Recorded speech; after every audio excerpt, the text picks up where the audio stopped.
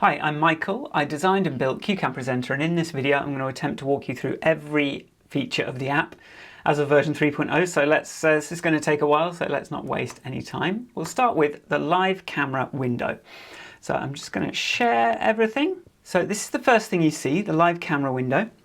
And let's just go down from the top to the bottom. So the first thing you're going to see is the shoot video pencil icons, which is going to show you whether the other apps that work with CueCam Presenter are actually connected. When there's no shoot camera present, you're going to see it's scanning for devices. It's going to tell you a little bit about shoot. It tells you what happens, and there's a button to learn more about the app, and you can also click up here to get the App Store link directly, but you're going to want to load that on your phone. Now, once you do have shoot up and running, when you run it, so I'm running it on my phone now, and you can see here's the camera. We can see that that has now turned into an icon for that camera. Any iPhones that are running shoot or iPads that are running shoot are going to show up in your menu bar here, and so you can do a little bit of quick configuration. So if I show you so you can see here, as I move the zoom, for example, we see that that camera is going to zoom in. We can change the white balance, the exposure. So the exposure level is the sort of, if you've locked the exposure by long pressing on shoot, you can alter the lightness and darkness by doing that. You can always reset these settings with the little button there. We can do the ISO, so the higher the ISO, the brighter the image, and you can also mess with the shutter speed. You can make it super sort of high, which means it's going to be a much choppier image, and you can make it really slow, and then you're going to get a sort of blurry kind of like dreamy image. And sometimes when you reset those, it takes a moment to reset them. In future, I'm going to make sure these show the actual values, because sometimes when you're dealing with flickering lights, you're going to want to sort of adjust that shutter speed to sort of match whatever the frequency of the light flicker is, or the electricity wherever you are, to try and just mitigate that. Because if you're just taking really microscopic slices of time and the lights are kind of like flickering, then you're going to see that. So the way to control that is with the shutter speed. So looking down here, we've also got white balance and tint. So if I show you this again. So when we're looking at the phone screen, as I adjust so let me get my eyes out of shot. If we adjust the white balance down, it's going to make that more bluey. If we adjust it sort of up, it's going to make it warmer. And then the tint, this is the color temperature. And then the tint is going to be sort of gives you a green tint, or kind of more of a purple tint as you move that. And then the last feature down here is face follow. So this is something I did a while ago for like when I was running through decks the main thing is when we're picture in picture down in the bottom of the screen, it's quite good if your face is already in the center, always in the center. So I was sort of standing up, sitting down. I just wanted to be able to sit down, share my screen, and the camera to kind of follow down to my face. So that's what that does. And then the rate at which that follows you can be set with these two controls here. And you see this is the front camera. Now so we've got the controls for the front camera. If I click back camera, it's going to switch to the ultra wide back camera. Again, we can just go to the normal back camera. That's going to switch in, and I will save you the telephoto camera today. So that's actually going to set. Now, when you click one of those, it's actually going to set that camera as the main camera, which might not always be what you want, but it's kind of the only way to set the different shoot things at the moment. Now, another thing you'll see up here is the program feed stuff. So when shoot is running with CueCam, you can actually show what's on the screen. So right here, you can see that shoot is currently showing the camera. But if I tap here, then I'm actually going to see what's going out from CueCam on your phone screen. And you're not just limited to that. If you were running Zoom, so if I just launch Zoom, then what we can do, now you see Zoom has shown up in connected apps when I launched Zoom, so it just shows you, it gives you a little bit of a preview of what's going to happen there. But if I'm just going to do a new meeting in Zoom, and now when we click here in Shoot, we actually get that Zoom meeting as an option. So now on the phone screen, it's actually whatever's in my Zoom window. So you see, you can tell by the icons down the bottom can we get focus on that? So you see these icons down here. These are the zoom window, aren't they? So that's another way to be able to use CueCam with your phone being used as an external screen. I'm just going to set that back to the virtual camera again. So something else you can do on here is these icons here are actually, if you right click the name, you get a deep link. So you can actually, like, if you want to sort of use a deep link to select a main camera, that's a way you can do that. That's a very rarely used feature. So the next thing you see along here is Video Pencil. If I turn off Video Pencil, so you see it's got a check mark when it's connected. If it's not, it's going to show you how to get the app. It's going to show you what it does. You can learn more. But when your iPad is on, so I'm just grabbing my iPad, turning it on, and you see Video Pencil is connected. Now, this is what lets me draw in the feed, and you can sort of see what's going on there. But when you click on that button there, you're going to see, okay, it's connected to Video Pencil. And now you can right here, you could sort of change the pens by just clicking these or pressing the numbers 3, 4, I'm going between my different pens. And if I customize the pens in Video Pencil, you're going to see the right colors up here, which is something I'm quite proud of. You can select the different tools with the numbers and letter keys and stuff. So I can sort of go quickly do this. I can go to the erase tool. I can erase something. I can go, I could go to pen 3. I could press L for lasso. What's lasso? S. Okay.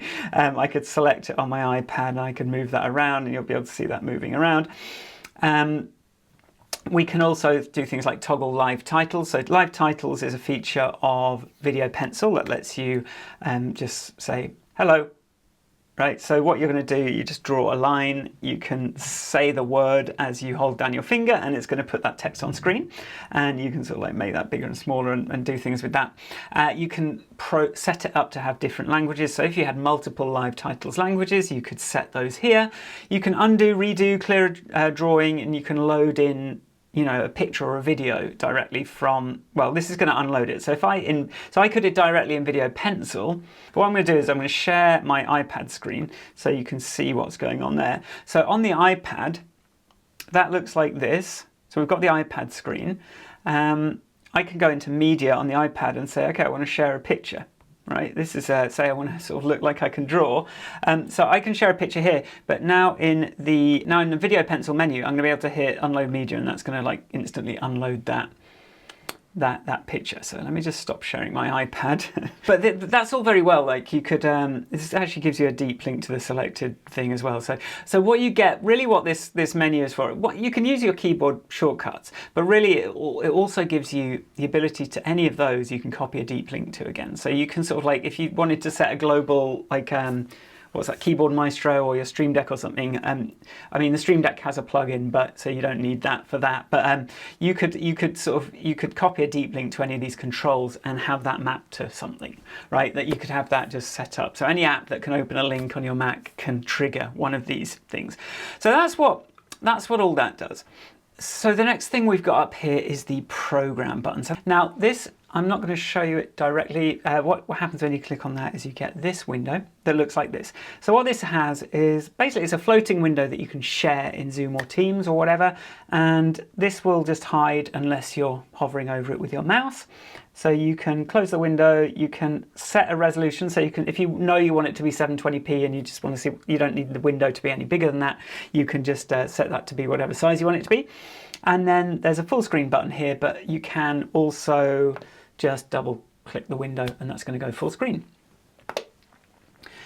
Now the dashboard, I need to decide what this is actually going to look like.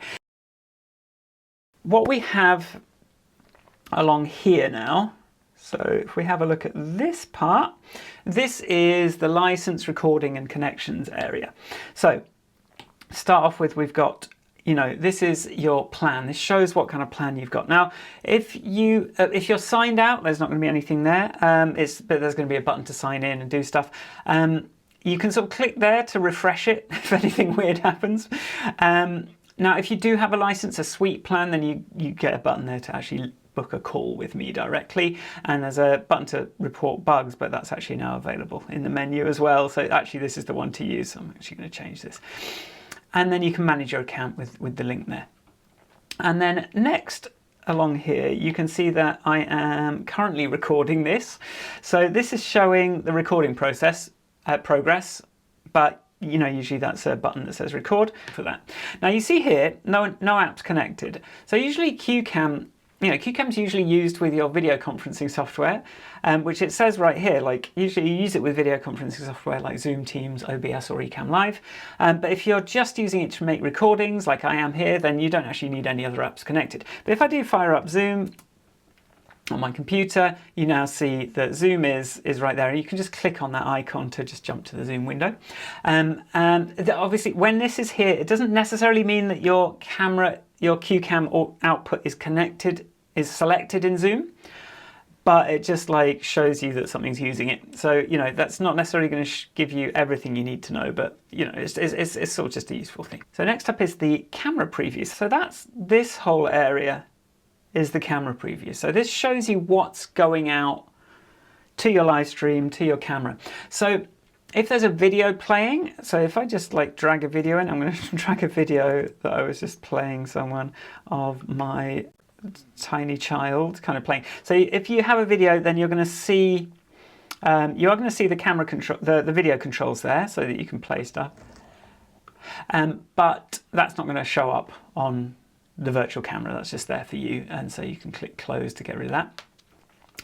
You can drop images and videos into this area. So you just saw me throw a video in. I can also throw a picture in and like zoom in on that, and you can see this child playing with his weights. There is also a right-click menu that lets you kind of do just about everything. So you're going to pick a screen, share an Apple device, you know, like share a second camera, get to your camera settings, like turn on the grid, which we'll get to in a second. Like you can actually do quite a lot through here because this is sort of like available in a couple of different windows. So I just thought I'd like put a few things in there. If you just want a blank board quickly, you can sort of start drawing there. So the next thing we have down here is the mic button. If there's no mic selected, it's going to show a nice sort of yellow warning triangle. But if there is a mic selected, then you're going to be able to see the levels coming in. And I am actually coming in a bit quiet. So that blue, I am going to have to boost this in post, but I'm using this lav mic, which is a little bit on the quiet side. But usually you want to see green on there, and you don't want to see orange or red really. But that uses LUTs metering. So this isn't just like a RMS like level meter peak thing. This is actually using a standardized measure of loudness that is more accurate than what you'll see in just about any other application out there. So if you're too loud, then you're going to know it pretty quickly. If you're sort of consistently loud or too quiet, then it's going to show up there. And if you do get loud, then the whole window. So hello, I'm a bit loud. You see, when you get very loud, like there's some feedback that happens in the main camera window. So it's much harder to miss audio problems.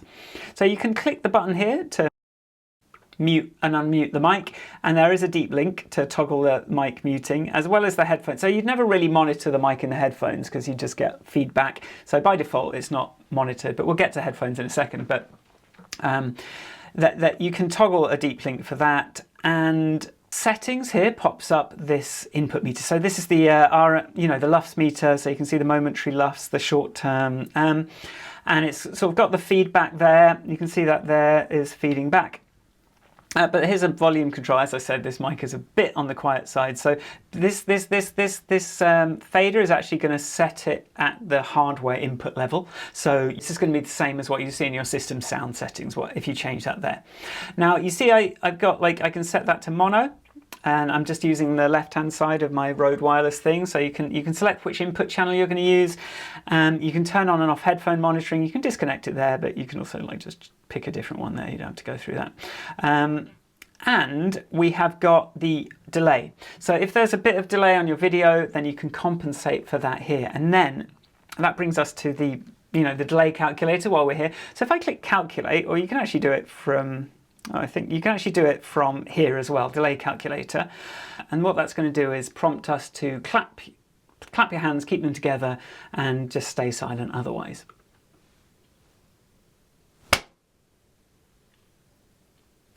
and then that records a quick video clip. And then what we can see here is, here's the waveform that shows when you clapped. So we click on that, and then, oh, I missed it.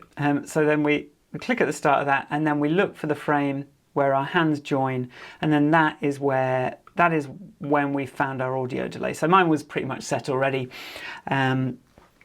So you can see there, so you can just like immediately save the delay. I'm going to come one more frame forward because that looks a bit better. So then now my audio should be perfectly in sync, and you can just use that anytime you're worried that your audio isn't quite in sync, or if you change cameras or something. So that's just a way to instantly check your audio delay, which just isn't available anywhere else except Squares.tv.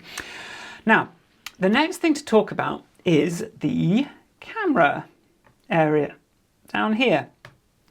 So this, like other apps, is just what your main camera is going to be. This is what you're looking at here. So you can click here to select one of your cameras on your system. If you press the button, it's going to turn it on and off. Just like you can turn on and off, you can turn the camera on and off. And we have a couple of things here. So we've got the settings, which I'll show you in a second. We've got a grid. So if you want a grid, just to try and make sure you're lined up nicely, you can do that. We can also right click here to turn that on and off. But you can also, if you have got a grid going, you can just select one of these different grid types and turn that on.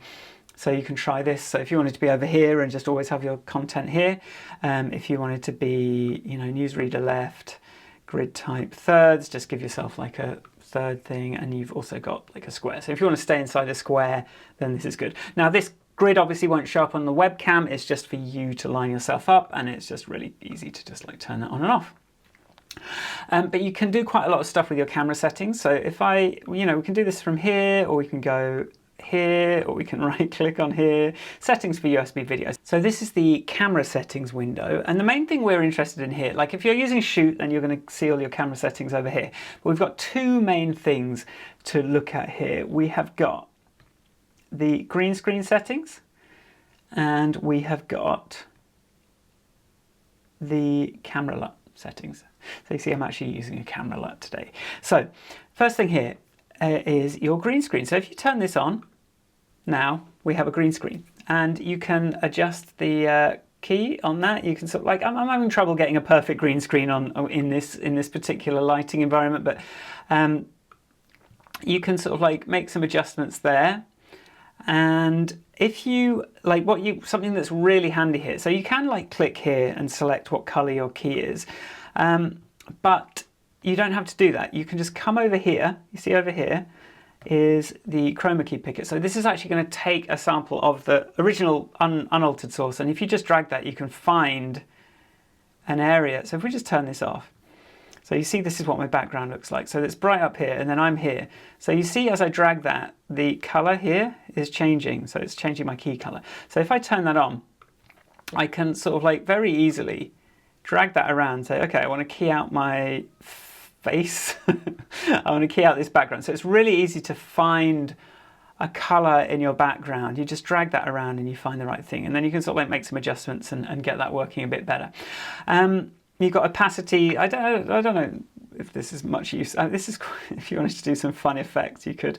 And then if your green screen isn't quite covering your background, you can also crop. You can sort of crop that in, and sort of if you wanted to crop the edges, you can do that, and the top. And so that's the green screen setting. The cool thing about the green screen is like now if I share something. If I share my screen, I'm actually like slightly bigger and I'm superimposed over the top of the screen. Okay, so the next thing I'm going to show you is camera LUTs. So what you can do here is just, basically if I remove this, you're going to see it's a lot of flatter image because I have my camera with log settings. But I can just go select LUT and try to remember where my camera LUTs live. Log to Rec 709. So I'm just using this Canon log to Rec 709, and if I select that, then that's looking a lot richer and nicer. So that's just a really handy thing to use if you're if you use a log setting on your camera. You've got that option here right within CueCam. You can also set the background here. So whatever you put there is going to, so what you see when I turned it on, I had this nice blue background. Now you can actually select something there. You can just drag an image in there and that's going to become your background. Or you can actually right click on there and any recent selection that you've made will also show up there. So, you know, I'm gonna sort of tempt fate by putting myself sort of in a room. So say I've got like a little background here. If I drag that in, okay, and then turn on green screen, now I'm sort of in this environment with a slightly spotty, patchy green screen. I can't quite get this right. I need to I think this, yeah, I need my colors to be a bit better. But yeah, so you've got that option to just change it, and then I'm sort of like today I'm kind of doing this CueCam background for when things are transparent. But I'm going to turn off the green screen again. So that's the chroma key, green screen, blue screen, whatever. So, okay, so I've switched over to a slightly different recording method now, just so that I can show you everything that you can do. So that actually, like while I'm here, I'm going to show you that record button. So if I hit record, you see it spins. It actually shows me on my teleprompter, get ready, when it's doing that spin. So you see, while we're recording, we've got that little timer. We can cancel, it sort of confirms that, or continue recording, but you can hit stop. Now, once that's saved, you can either just hit show file, and that's going to show, you know, that's going to show the file there. But what you can also do, I'm just going to make this window a bit smaller. Say that was a good take.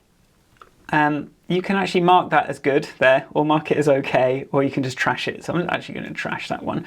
But you see in this window here, you know, as I've been recording this demo, I've been marking the good takes as I go along. The next thing I want to show you is sharing. Down the bottom here is really the beating heart of CueCam Presenter. It's the share bar. Now, this is where you're going to go whenever you want to share something in CueCam. So how does it work? You just click here, and it's going to give you a set of things you can share. So you can pick screen, an app, a window. You can select a connected device. You can select a second camera, a virtual device. You can create a blank board. You can share an image or a video, or you can actually paste an image. So I'm going to take you through those one at a time now. So if we go pick screen, it's going to sort of put this overlay. You're going to be able to pick which monitor you want to share. So if I hit share entire screen, now I'm sharing the screen. But something that's pretty unique about CueCam is you can also zoom in on that and sort of just show the bit you want to share. And if I sort of go to a different window, what you can see here, if I zoom in a bit more, in fact, say I just wanted to show, you know, this. Now, when I'm looking at this, you can actually see that it's superimposed, sharing with CueCam, and it's superimposed my face. So I always know if I am currently obscuring the thing that I'm talking about, which is like so many times I have been sharing something and not realized that I was covering it up. But this just completely takes the guesswork out of that. What happens if you press this share button again? Does it stop the share? No, it just temporarily moves it out of the way. Right, so you can keep talking. So what the idea is here, you can hit the space bar and you can bring that up and down. So basically, like the difference between that and a zoom share, where you're full screen and you're kind of in the corner, tiny, or you're kind of, you know, you're either talking or like you're invisible. This way, it's completely frictionless to go between, hello, I'm talking about this, and be able to share. And of course, if you've got your iPad, you're able to sort of use your laser pointer, you're able to sort of like focus, you know, spotlight something in, like on the iPad, you're able to draw an arrow. And something that's really cool about this as well is on the iPad, you can zoom out, right? So, zoomed out a bit farther. That's actually something I'm going to fix. But you can actually, like on your iPad, I'm actually on my iPad, I'm zooming in and out, and then if I draw a picture, something on the iPad and I zoom in a bit, it does stay in the right place. It lags a little bit, I'm working on that. So you can see you're getting a little preview of where you are. You're able to fully see that on the iPad screen as well. You're able to instantly move it out of the way with the space bar, and you can see exactly what's going on the iPad screen. And so it just all comes together to make a really seamless desktop sharing experience. Oh, and another thing here, you see we're at a certain zoom level, and if we hit reset zoom, that's going to reset that back to the zoomed out thing. But what you can do is, say you always want to be cropped in a little bit, you can actually right click in this window and say save zoom for share, right? That's actually in future you can say save zoom for full desktop. So if I click save zoom now, no longer, it doesn't say reset zoom until I change the zoom. And when I hit reset zoom, it goes back to that default zoom level. And then when I come in and come out of that zoom in future, it's always going to remember that this is how I like my screen cropped. So that's just another little thing. It's a bit of a hidden feature. It is in that right click menu if you want to do that. But what you're not going to get with this screen share is audio. And sometimes we want audio. And also you might, maybe it's sharing a little bit more than you want. So what you can do here is, the other thing I'm going to show you, right, okay, I can toggle my thing full screen, but now, so how do I actually end the share? Well, there's a little X button down there. But that doesn't get rid of the screen share completely. It still remembers that that's the last thing you shared. So if I click that again, I'm straight back to that screen share again. So I can just X out of that, share it again. X out, share again, right? It's so seamless. You don't have to do this. You can just X out of it as well. And then if you just want to change, remove that default share, you can just click it again, trash that, and now it's back to being a menu, right? And so the next thing we can do is, let's pick an app. So I haven't actually decided what app I'm going to pick, but now it's going to let you just sort of Alt-tab around. So let's say I only want to share those Finder windows, all application windows. So now it's only sharing Finder windows, and it's also remembering my preferred zoom level for that Finder window. But you see, in CueCam, we're sharing that application, but that will be on a specific screen. So whichever screen was the last one that you shared or whichever one you pick, I think as well, is going to be where they are. And once again, you can see I am getting this preview that shows exactly where I'm going to be in relation to that. So I don't actually start sort of talking about something. So you can actually always see, you can sort of place the window perfectly, or you can sort of come back to CueCam, maybe zoom it in a bit. But what's cool about this is now, I don't know if this is actually going to work, but if I hit the spacebar, if I hit the spacebar in the window and bring up Quick Look, now, so this is the camera settings. That's actually going to bring in the audio from that screen share. But it doesn't stop there, right? And also when there's audio, you're going to see that icon down here. So again, like the mic input, you're going to see that app as a thing. So you can mute that audio if you don't want the sound from it, and you can get the deep links for that app muted. You can also see the settings and sort of do all that kind of stuff as well for an app input. But say you want to share another app with sound, that's actually possible. It's not the most straightforward thing because I'm sort of using Apple's stuff here and I'm not quite meshing with it quite perfectly. But say we share Finder and we want to also share, let's say, Discord, shall we? So I'm going to bring the Discord window over to the same screen, and I'm going to say I want to so we don't click here because that's just going to toggle aside 3D. But if we right click and go pick app, right, this time it's actually going to pop open this window and you can say add windows, right? And now I can select a different app and say add all application windows for a different app. And what have I got? I've got two apps now. It's sharing both of them. And it's sharing the sound from both of them. And I can do all the same thing. I can X out of that. And then next time I just want to share those two apps, I can just click there and we've got sharing, and we can zoom in, we can zoom out, we can do all that same stuff. We see our preview overlaid. And so you can actually share multiple apps like that, and it will be remembered. If I X out of that, it still says share Finder and Discord. Click that again, I'm back into sharing those two apps. So you can see how effortless that's going to be.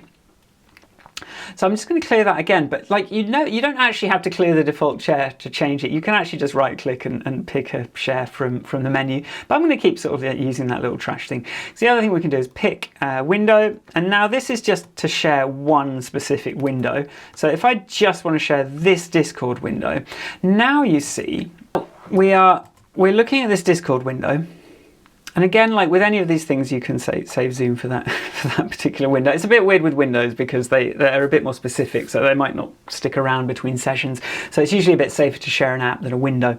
But sometimes apps have this. I do it by window name, so the Zoom meeting window will always have the same name, so you can use that. A really handy thing you can do with CueCam is fire up Shoot on your phone, which I've shown you already. Now I use like a nice big DSLR for my camera. I've been doing this a while, so I want it to look as good as it can. And iPhone cameras are great, but like there's even better cameras out there. What I'm going to show you now is like you can actually just pick Shoot as a second camera. So I'm going to sort of point Shoot at something. So I'm going to go shoot on Michael's phone. And immediately we're going to get that second camera view, and like I'm picture in picture down here.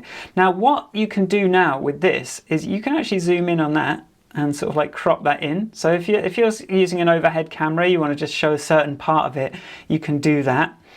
And again, we can sort of come in and out of that second camera. And so basically you can use Shoot or just any other camera on your computer. You can always use this reset zoom to zoom back out again, by the way. You know, you can choose different cameras on your Mac, or you can use Shoot as a wireless second camera, and that's just going to show up there. So I'm just going to like stop that for now and just X out of that, clear it. Something else that's down here under the second cameras is blank board. Now, say you're in the middle of a session and you just want to be able to draw, and maybe your background's a bit busy, you can actually sort of conjure up a blank board to draw on. And this is for use with Video Pencil. So I've got Video Pencil running on my iPad, and I just want to be able to, you know, draw my Venn diagram and sort of not have anything else in the way, just be able to do that. And so you've got some controls here. You can change the background color to one of my, I hope, aesthetically pleasing presets, like the dark one is there, or you can just show the color picker and, you know, sort of select any color that you want. You know, we can sort of do anything here really, but I think it's nice to keep things simple and have like a nice dark background, or maybe my brand pink. So you can do that, and then you can actually like clear the drawing, and that's actually going to tell the iPad to clear the drawing. So, you know, it's just one of those things. So that's what the blank board is. You can resize it. You see how it keeps me sort of in the middle of my area. And actually you can pull that all the way across if you want, and you don't have to see yourself at all. So this is just a really quick way of quickly bringing up something to draw on and not having to mess around. The next thing, share an image. So now I've shown you dropping an image, but this just sort of shows you like, okay, you can drag and drop an image. You can also click down here, open an image and browse on your file system, and you can sort of cancel there. But if I want to sort of share an image, I can do that, and I can just drag any image and sort of and bring that over. So, you know, drag an image and there's the image. And the same thing with videos. Share a video, it sort of shows you the thing. You can click open video here, browse in Finder, or again, you can just drag a video directly in. So I'll show you that but let me just sort of mention with images, you will be picture in picture, and you can zoom in on that in the same way as anything else. But if we share a video, so I'm going to share this super cute video of this child. So what happens here is you'll get these video controls. So you can hit play. If you click here, you can mute. So if you have a look down here, you can actually like mute whether or not that video is playing. You can also do that from down here as well. So you can sort of toggle that mute. You can set the volume. You can set the playback speed. So if you wanted it to be super slow, you can do that, or just set that back to normal speed. You can do that. If you wanted to mute your mic while you're showing the to do that there, there's a button to do that there. So that's just going to cut your mic. That's just going to cut your mic while the video is playing. You can scan through the video like this, and you can close it with this button here. You can also, you know, hit that button to move it aside. So I share like baby pictures all the time with this. And again, and something else you can do is, and if you sort of look down here at what's going on, on the iPad, I'm just going to unplug it, and that's probably going to cause a connection problem, but we'll see what happens. So on the iPad, if you are playing a video, there's actually this like really handy playback control here. So we can, if we start playing a video, I'm just going to drag that in again so the iPad knows about it. We can actually like scan through that. We can actually scan through that video by turning the control on there. We can play it from here. We can pause it. All right, just all from the iPad. You can just control that video. Something else to note is like the iPad also has a few remote control buttons on it here. So you've got your sort of next button, which we'll get to and back, but you've also got an aside 3D button, which is going to bring stuff in and out, and you've got an X button, which is just going to clear whatever you're currently sharing. So just a couple of things to know, that the iPad can remote control CueCam as well when Video Pencil is running. So I think that's all of the share options, except there's one more. So if I just, what I'm going to do is find a picture that I'm just going to keep showing the same thing. So if I sort of load a picture, and if I just go edit, copy, now in CueCam, you can go pick and you can just paste that image, and that's just going to show up right there. And something useful to know is that this bottom share bar is going to like know if you're in a side 3D or not. So if you're kind of like at the side, you could sort of change that image and then bring it up. You can do that. So that's the share bar. I think that's everything. This seems to all work now pretty well, but something I did add was just the ability to see all of the things currently running just directly in the drop down. So if you have trouble with the Mac native picker, then you can always go into this one to share an app or a window. But that's basically the share bar. And I think that's, you know, that's really powerful. And then the last thing we can talk about is just this headphones here. So I am actually wearing a very small headphone. I think this is great. It's not an amazing sound, but it's like, it doesn't sort of make people go, oh, why are you wearing headphones? You don't look like a DJ. You don't look like you've got something hanging out your ears. You can sort of have a natural conversation, but also like hear the other person in headphones, which means we're not going to get any sort of like echo coming back on the microphone, because I'm sort of not trying to do any clever echo cancellation in CueCam just yet. I think at some point I put some really powerful noise reduction and echo stuff, but not for now. But what you can do with that, what the headphones are useful for, is when you're playing back a video, you can hear, it's this here, when you're playing back a video, you can hear what's playing. And CueCam's pretty smart about that. So it's mainly actually for video, to be able to just monitor what's coming out of that video, because you don't really want to, you can actually monitor your mic, but it's quite distracting to hear yourself on a delay, so that's sort of disabled by default. A screen share, like if you're sharing your screen and that's got audio, well, not a screen, but if you're sharing an app and that's got audio, by default, I assume that you are listening to, so my system sound output is set to the same thing, to this headphone. So like if anything on my computer is making sound, I can hear it through there. So again, I don't need to monitor that through CueCam, but if a video is playing, I'm monitoring that through the headphones using CueCam. And so this just like lets you select which headphones you want to use for CueCam, and that can be different to what you're using for everything else. You get a little control panel with a volume control there, and if you do want to mute the headphones, you can just like hit that button and just mute the headphones for whatever reason. So I do recommend that you use headphones with CueCam, because it saves you from a lot of problems. And I just think these were like 20 quid or something. This wasn't very much, this wireless thing. And it just means that I can like turn up and not worry about audio too much.